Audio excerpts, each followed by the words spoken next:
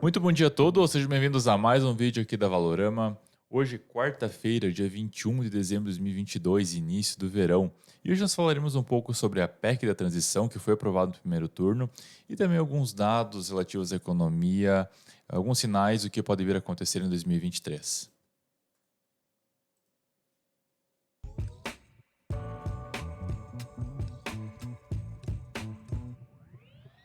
E aqui do meu lado esquerdo, como de praxe, os nossos analistas da casa, o Wendel.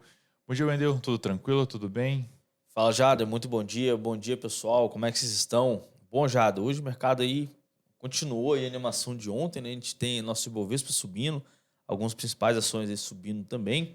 Destaque para a IRB, que voltou aí a reportar lucro, né, Jada? Depois de bastante tempo aí, se eu não me engano, acho que tem uns 2 anos aí que não me recordo que ela tenha reportado lucro aí no seu período, aí, não registrou esse lucro, né? E após essa divulgação, ela está subindo em cerca de mais de 10% até o momento. O dólar caindo já, de dólar chegou a atingir 5,18, mas daqui a pouquinho a gente traz aí a análise gráfica aí para o pessoal, tá, Jade? Perfeito, vamos lá então. Então, pessoal, como de praxe, você que está conosco, não se esqueça de subscrever a nossa página e também dar o joinha no vídeo, que nos ajuda bastante. Só por gentileza, pode compartilhar a tela. Vamos dar um rápido giro no mundo para ver como que o mundo está se comportando. E hoje nós vemos que os mercados estão positivos até o presente momento, com destaque à Europa. A Europa hoje no patamar bem mais bem-humorado, digamos assim. Aqui no Brasil também em alta, o Wendel pode falar um pouquinho mais na sequência. Quanto ao índice do medo, aqui nós vemos o patamar de 38, o mundo continua ainda temeroso. O índice do VIX está caindo 3% na casa de 20, o que é extremamente positivo para todo o mercado como um todo e também para os ativos de risco. O dólar está próximo da estabilidade na casa de 103, então dólar próximo da estabilidade também sem maiores novidades nesse quesito. Hoje, o dia também. Nós tivemos poucas informações relativas ao calendário econômico. Mas nós também tivemos uma informação aqui que pode talvez ser o maior destaque do dia, que é a confiança do consumidor, feito com 2 mil indivíduos acima de 14 anos na Alemanha. Lá, a confiança do consumidor continua em um patamar extremamente negativo, extremamente preocupante. Claro que conforme nós temos números negativos, a confiança do consumidor significa menos consumo, o que ajuda no combate inflacionário. Só que é uma espécie de. Não deixa de ser um desaquecimento econômico. Esse indicador simplesmente diz que as pessoas não estão comprando, não estão consumindo, porque elas estão incertas sobre o futuro. Então, realmente, uma coisa leva a outra. Todas essas preocupações relativas à guerra, aos conflitos, à inflação, agora é um inverno europeu. Hoje, no caso, é oficialmente declarado inverno lá e verão aqui no Brasil. Pode vir a acabar a acentuar a situação por lá.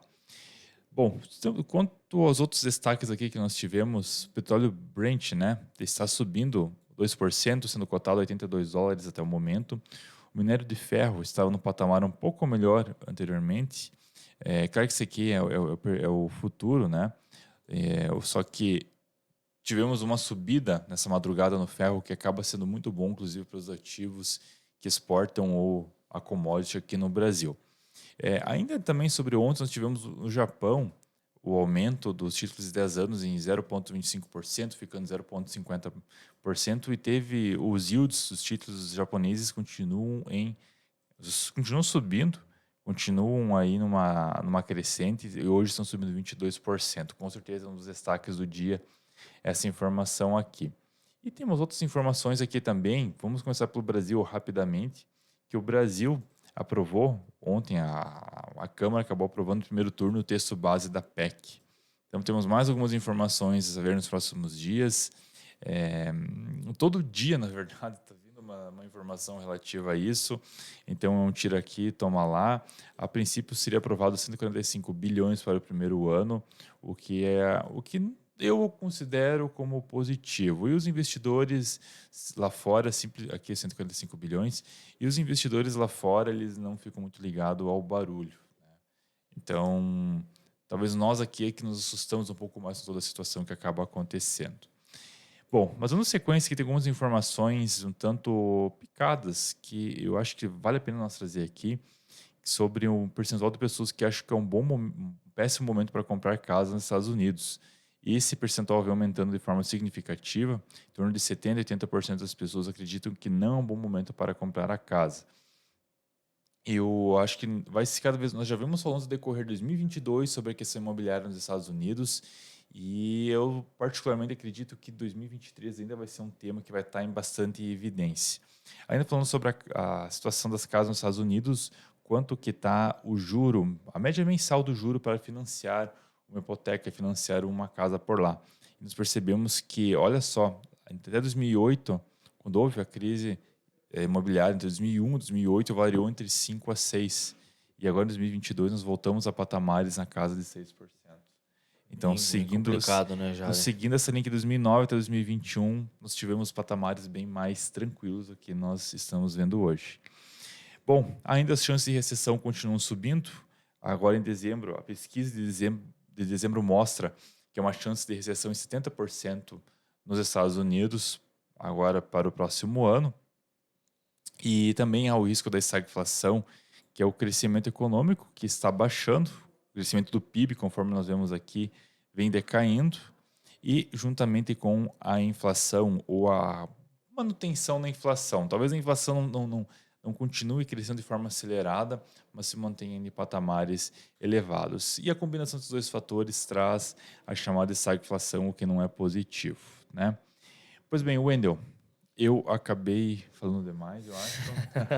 Eu passo para você, quer fazer um contraponto, já quer trazer informações aqui do Brasil? Não, tranquilo, Jader. É bem interessante essas informações que você trouxe aí pra gente. E vamos dar uma passada aqui nos mercados, né? Como é que estão sendo negociadas aqui as principais ações aqui no Brasil. Pedir para o William compartilhar a tela, por favor.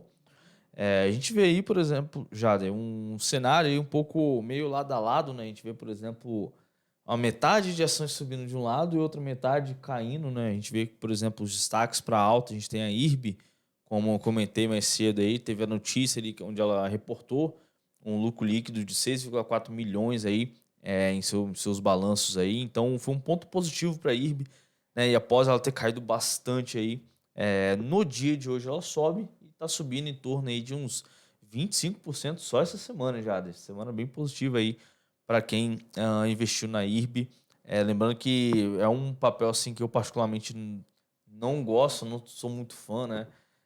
Então, assim, é um papel de alto risco, de alta volatilidade, então tomem muito cuidado, tá, pessoal? Mas é o destaque positivo para hoje aí. Logo depois a gente tem a Sula 11, né? Sul América aí subindo 4,58%, a Rede Dó subindo 3,02%. Petrobras aí também voltando a dar o ar da graças, né? Essa semana bem positiva também para Petro.